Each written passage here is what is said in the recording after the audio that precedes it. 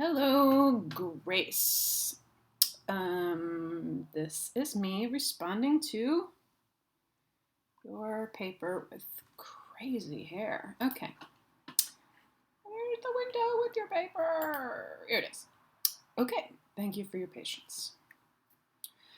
Throughout my high school years, I worked very closely with a boy named Ben who is wheelchair-bound and nonverbal since birth.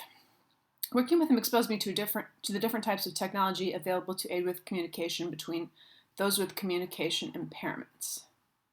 Exposed me to different available to communication with. So there must be some way that you can get around saying communication twice so close together, because it's silly, but I think just it's our style, it's the fashion to not do that, basically, in writing. Working with them exposing different types of technology available to aid communication. Yeah, actually, you could just end there, wouldn't you? Couldn't you? Wouldn't you? This exposure led me to pick up the speech pathology path. This exposure led me to picking the speech pathology path for college. When researching more about AAC, I wanted to learn how AAC devices had changed over the years. Although speech pathology techniques have been around for hundreds of years, I guess they probably have. Speech pathology, quote, began to get recognition in the 1920s when the American Academy of Speech Correction, was formed in 1926. Cool.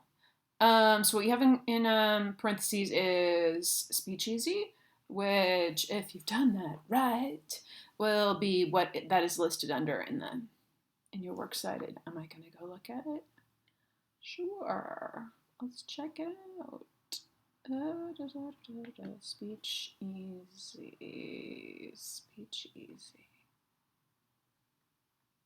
Yes. Okay. But I might have said, according to the history of speech language pathology. Okay. One of the first known cases of speech pathology was called visible speech and was used by Alexander Melville Bell in 1872. He used symbols to help his son position his throat, tongue, and lips in order to produce speech. Since this early start of the profession, I think you need a lowercase w there. We've moved from only using low technology forms of therapy, such as the symbols of Bell, or the use of pictures, to using high technology forms of therapy, such as gaze interaction and tablets. This is really interesting stuff. You got good solid quotes. My impression is that the main revision that might be helpful for you is just to kind of create a little more clarity in your sentences sometimes, like that, you just say different different types of technology available to aid with communication, period. Or like maybe since the early start of the profession, we have moved from only using low technology forms of therapy. There's just a lot of words in that sentence, and I really feel like if you could cut it down a little bit, maybe you don't need to say forms of therapy twice or something like that, it would be stronger. Okay, I'm excited. I really know so little about this. The device I first looked into was the eye tracking and gaze AAC devices. Gaze, I didn't know that's what they called it. These allow those who are nonverbal to communicate through eye movement, right? The device uses invisible infrared light to illuminate the eyes. Oh. The light reflects off the retina and the cornea and allows the device to create a 3D model to determine where the user is looking and where the user's eyes are in space relative to the location of the computer. Oh man, that is so cool. I never really thought about how it worked. Device uses blah, blah, okay. The way that you've weaved those quotes in is just really nice and smooth. I don't know what the original sentence is, so I don't know if you had a reason why you really wanted to do it this particular way. But remember that if you just want to put the whole thing in your own words, you can also always do that. But this might have been the best way. Like I said, I'm not going to jump to the source and look at it right this second. This updated type of technology is accurate to 1 centimeter. That is a thing you definitely don't need to direct quote. In fact, I wouldn't put it in quotes. Why would I not put it in quotes? I mean, just those three words together, like accurate to 1 centimeter. I don't feel like anyone's going to be like, you plagiarized. I feel like that's just like a tiny fact, but it's an interesting thing for me to think about. Okay, this type of technology has progressed the speech pathology community by helping to bridge the gap between speech pathologists and their clients. Over the years, AAC devices have moved further from the unaided low technology forms of communication. That's interesting, the low technology. I mean, I know about high technology, I guess, but I'm interested if that came from your research. Excuse me, or did people use that other times? Talk about low tech. I guess they do talk about low tech, right? Just not. I remember hearing people say low technology. Okay, anyway. The first unofficial unaided low technology form of communication was American Sign Language, also known as ASL. This was created in the 1960s. Wow, it's only since the 1960s. Helping, quote, raise awareness of people's communication needs.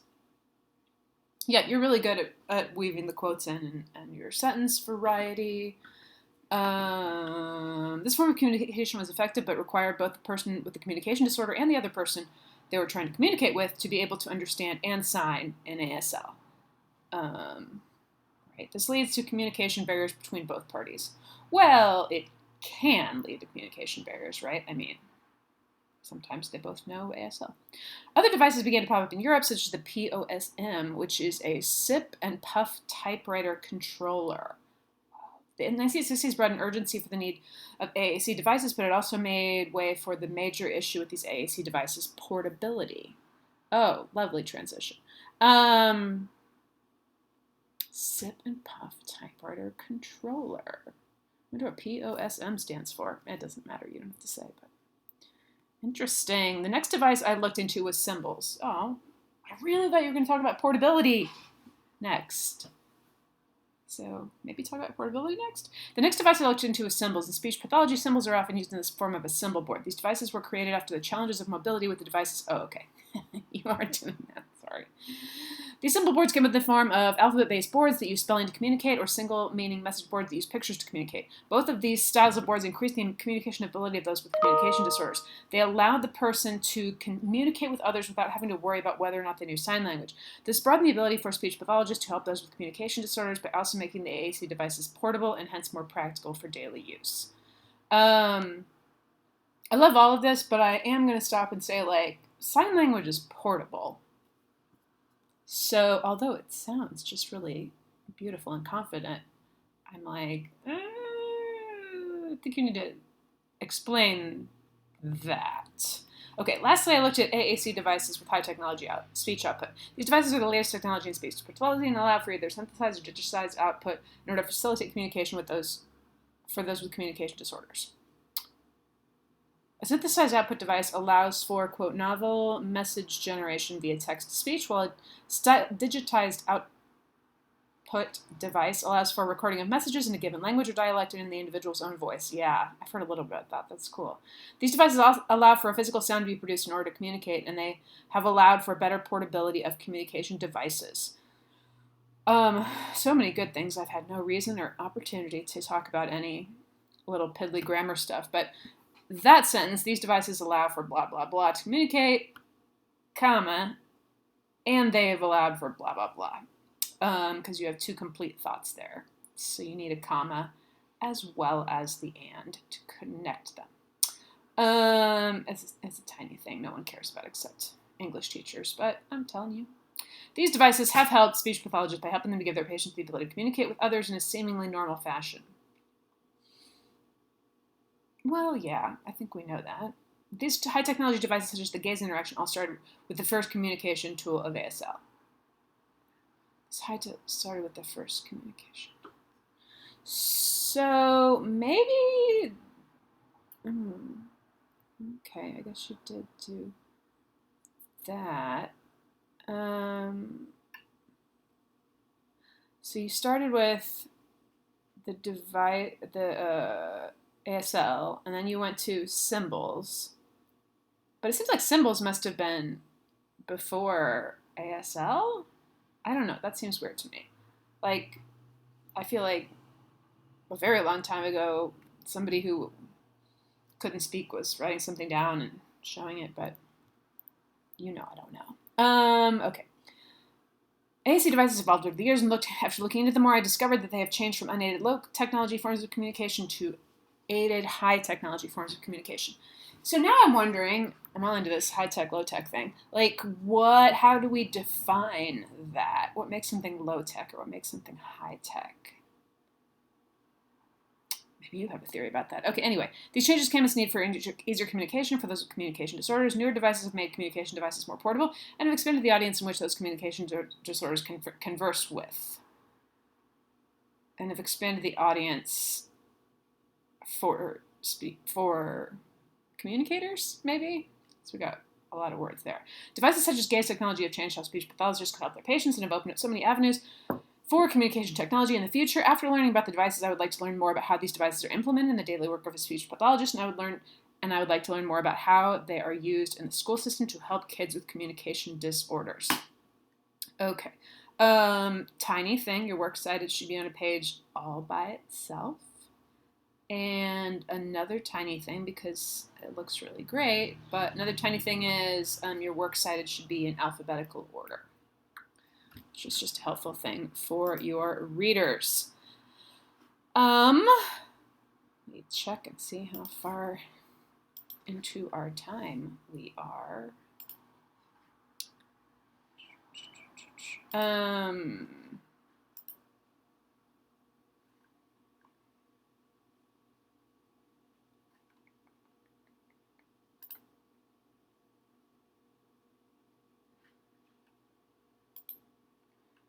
I do that whole thing and not record it?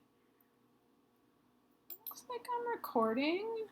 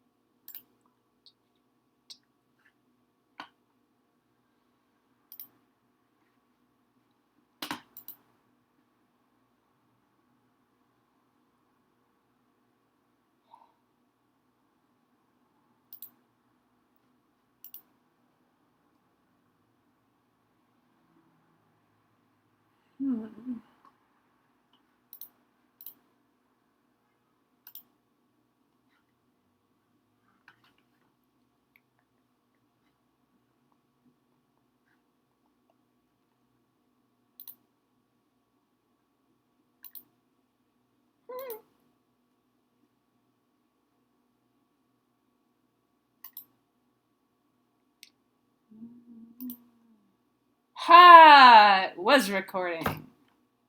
Cool.